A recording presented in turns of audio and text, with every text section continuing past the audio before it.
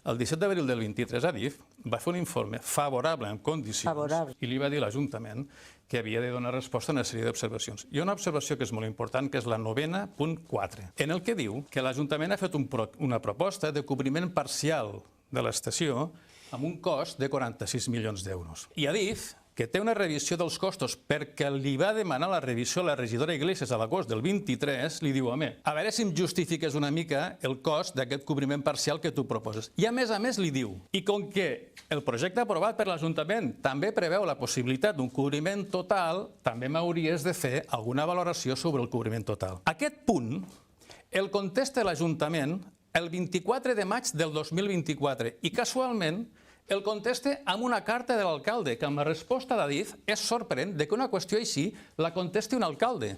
Però l'alcalde fa una carta signada del seu puny i lletra i contesta dient, ignorant que Adif havia fet una revisió de preus i, per tant, la valoració de 46 milions segurament no era la que tocava, i es referma amb una valoració que no té res a veure amb la pròpia revisió que havia instat el seu propi govern. I, a més, no fer cap valoració sobre el cobriment total.